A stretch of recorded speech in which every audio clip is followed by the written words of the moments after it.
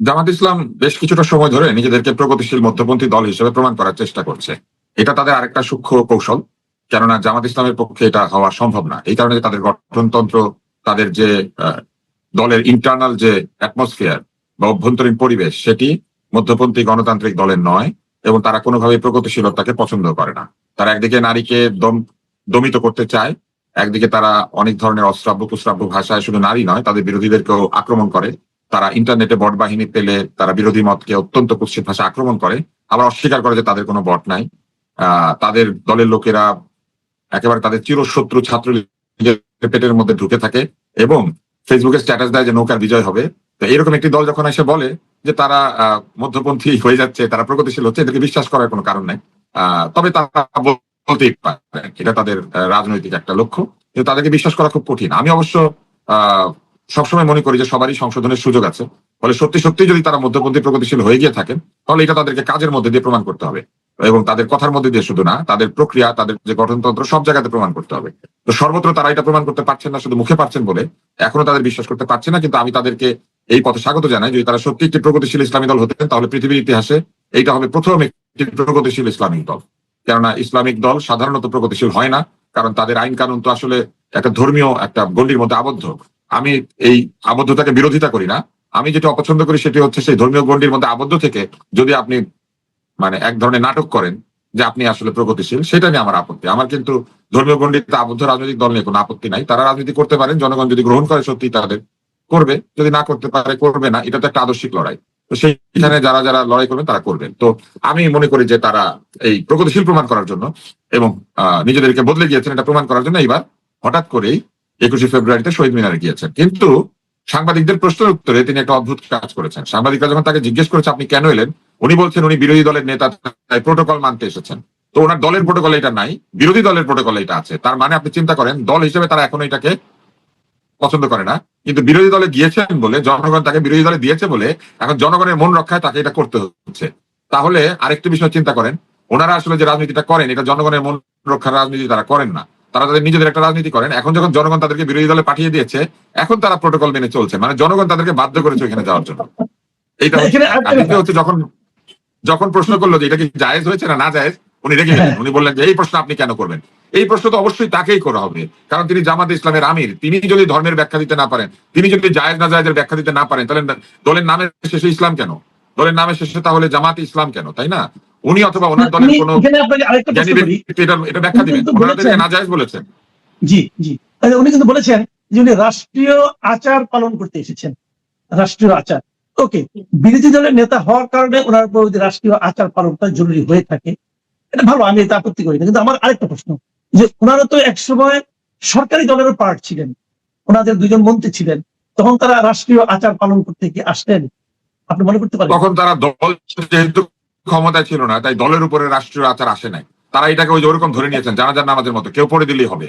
হ্যাঁ, তো ওই ওরকম আর কি তারা পাঠিয়ে দিয়েছেন বিএনপি কে, ভেবেছেন যে তাদের হয়ে গেল। এইভাবে তারা একটু ঢাকার ফাঁকা দিয়েছিলেন, কিন্তু এইবার তারা পারেন নাই, কারণ তারা এখন সরাসরি বিরোধী দলের নেতা। এইবার ক্ষমতায় যেতে চেয়েছিলেন।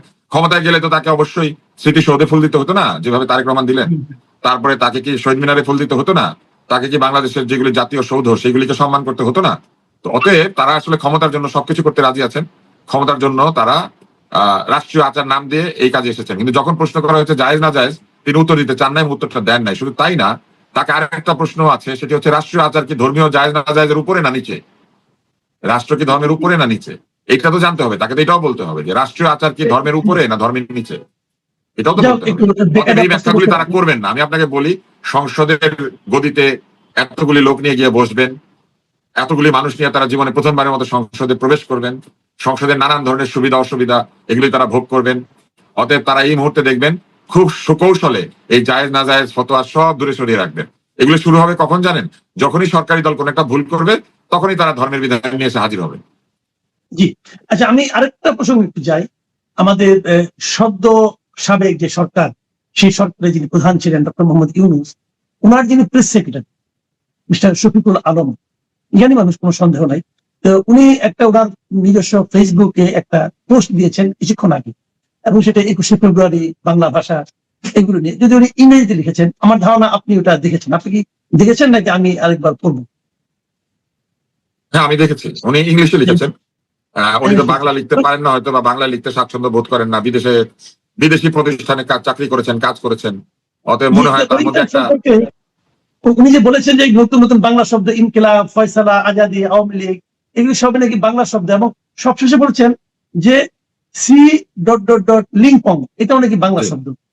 তো আপনি কি এই ওনার এই মন্তব্যের সঙ্গে একমত, অথবা ওনার এই মন্তব্য নিয়ে আপনার কোনো মন্তব্য আছে কি? ভাষাবিজ্ঞানীরা বলেন যে ভাষা ধীরে ধীরে বদলায়, ভাষায় নতুন শব্দ যুক্ত হয়, কিন্তু ভাষা কখনো এই কুৎসিত শব্দকে নিজের সঙ্গে যুক্ত করে না। ভাষা কুৎসিত শব্দের শব্দার্থ জানে, কিন্তু ভাষায় কুৎসিত শব্দের স্থান হচ্ছে কুৎসিত হিসেবেই। এটা কখনো সুন্দর শব্দ হিসেবে জায়গা পায় না। ভাষাতে সবই আছে, গালি আছে, অশ্রাব্য কথা আছে, সবই আছে, কিন্তু এগুলি ডিকশনারিতে থাকে, মানুষ সেগুলি ব্যবহার করে না। এগুলি জনসমক্ষে ব্যবহার করাকে মানুষ মনে করে এটা অন্যায়। তো এইবার আসেন, উনি লিখেছেন insaf is a beautiful Bangla word. ইনসাফ বাংলা শব্দ না, ইনসাফ হচ্ছে বিদেশি ভাষা, যেটা বাংলা আত্মীকৃত হয়েছে। কেন হয়েছে? কারণ এই শব্দগুলিকে নজরুল এবং মুসলিম কবিরা কবিতায় ব্যবহার করেছেন একটা সময়, কিন্তু বাংলাদেশের বহুল প্রচলিত শব্দ হিসেবে ইনসাফ নাই। আমরা ইনসাফ শব্দটাকে বহুল প্রচলিত ভাবে ব্যবহার করি না। উনি বলেছেন সো ইজ ইনকিলাব। ইনকিলাব বলতে আমরা একটা পত্রিকাকেই বহু বছর ধরে বাংলাদেশে বুঝেছি, যেটার প্রতিষ্ঠাতা ছিলেন জমিয়তুল মোদারেরিসিন মাওলানা মান্নান, যার বিরুদ্ধে অনেক অভিযোগ রয়েছে। এবং এখন ইনকিলাব, এখনো মানুষকে ইনকিলাব বলে প্রথমে মানুষ মনে করতো এটা একটা পত্রিকার নাম। এইটাকে উদ্ধার করে পুনর্বাসিত করা হয়েছে কিছুটা সময় ধরে। ইনকিলাব আরো বাংলা ভাষায় বহুল প্রচলিত শব্দ নয়, এবং ইনকিলাব আমরা ওইভাবে ব্যবহার করি না। এরপরে উনি বলেছেন সো আর ফয়সালা। ফয়সালার চেয়ে আমরা মীমাংসা শব্দটা বেশি ব্যবহার করি, ইনসাফের বদলে আমরা সুবিচার শব্দটা বেশি ব্যবহার করি, এবং ইনকিলাবের বদলে আমরা বিপ্লব এবং বিদ্রোহ এই শব্দটিকে আমরা ব্যবহার করি। মূলত বিপ্লব আমরা এই শব্দটাকে ব্যবহার করি। জিন্দাবাদ এইটা বাংলা ভাষায় খুব ভাতৃকৃত হয়েছে, আমরা বহু আগে থেকে জিন্দাবাদ ধ্বনিটা দেই। জিন্দাবাদ, মুর্দাবাদ এই দুইটা বাংলা ভাষায় আসলে গৃহীত হয়েছে, এটা বহুল ব্যবহৃত। জিন্দাবাদের ভালো বাংলা প্রতিশব্দ নাই, এবং জিন্দাবাদ বাংলায় এটা বহুল ব্যবহৃত বিদেশি শব্দ, সেইভাবে আত্মীকৃত। সো ইজ আওয়ামী আর লীগ। আওয়ামী লীগকে উনি ভুলতে পারে না। ওনার উদাহরণ দিতে গেলে ওনার আওয়ামী লীগকেই লাগে, ঠিক আছে? ওনার আওয়ামী লীগ ছাড়া ওনার আসলে বেঁচে থাকার কোনো অবলম্বন নাই। আওয়ামী লীগকে আঁকড়ে ধরেই উনি এই যে ফ্যাসিস্ট সরকারকে গালিগালাজ করেই কিন্তু উনি একটা পথ পেয়েছিলেন। এবং আমার মনে আছে নির্বাচনের আগে উনি বিভিন্ন জায়গায় নির্বাচন পরিদর্শনের নামে পিছনে আওয়ামী লীগের পোস্টার, বঙ্গবন্ধুর ভাস্কর্য, এগুলি দিয়ে ছবি পোস্ট করতেন। এখন উনি বলতে পারেন এটা কৌশল, কিন্তু একজন সাংবাদিকের ব্যাকগ্রাউন্ড চুজ করার যথেষ্ট অপশন আছে। উনি কিন্তু ইচ্ছাকৃত ভাবে এইগুলিকে পেছনে রাখতেন। সাকিব আল হাসানের পোস্টারের সামনে দাঁড়িয়ে উনি ছবি তুলতেন।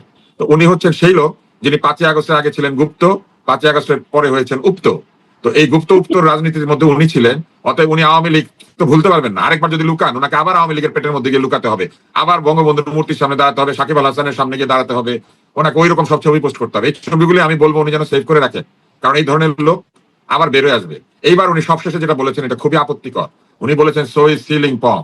এই শব্দ কে আবিষ্কার করেছে? এটা কবে থেকে বাংলা হয়েছে?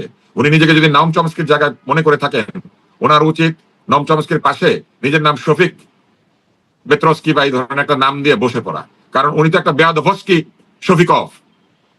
এই যে শব্দটা উনি ব্যবহার করেছেন, এই শব্দটা আমরা দুজন মনে করেন আজকে ওনার নামে ব্যবহার করলাম। এটা তো বাংলা শব্দ, খুব সুন্দর শব্দ না? তো ভবিষ্যতে উনি এই শব্দটাতে যা বোঝানো হয় নিশ্চয়ই এটার অর্থ উনি জানেন, আমরা এটার অর্থ জানি না। আসলে এটার অর্থ নিশ্চয়ই খুব সুন্দর, এটা একটা বাংলা শব্দ, নিশ্চয়ই উনি নিশ্চয়ই সুন্দর বলে এখানে লিখেছেন।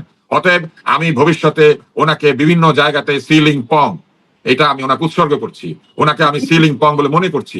আমরা সবাই আশা করছি এই সুন্দর শব্দটা দিয়ে উনি ওনার বক্তৃতা শুরু করবেন। ওনাকে দেখা হলে সবাই ওনাকে সালামের সঙ্গে সঙ্গে সিলিং পং বলবেন, এবং এই সিলিং পং শব্দটাকে উনি ওনার গাড়িতে, বাড়িতে, ডায়েরিতে সব জায়গাতে লিখে রাখবেন। আমি দেখলাম কিছুদিন আগে উনি আপনাকেও বলেছেন আপনি কিছু জানেন না, 80 ভাগ ভুল বলেন, কিন্তু উনি যে এটাকে এখন বাংলা বলেছেন এটা উনি নিশ্চয়ই ঠিক বলেছেন। উনি কখনো ভুল করেন না, উনি একেবারে সঠিক।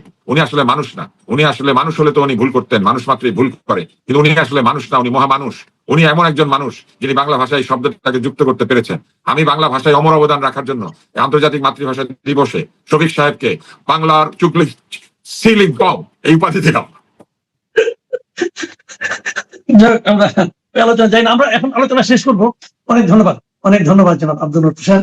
বিভিন্ন বিষয়ে আপনার মন্তব্য আমার মনে হয় দর্শকদের মনে নতুন চিন্তার জন্ম দিতে পারে। আপনি ভালো থাকবেন, প্রিয় দর্শক, আপনারাও ভালো থাকবেন। এখন এ পর্যন্তই, আল্লাহ হাফেজ।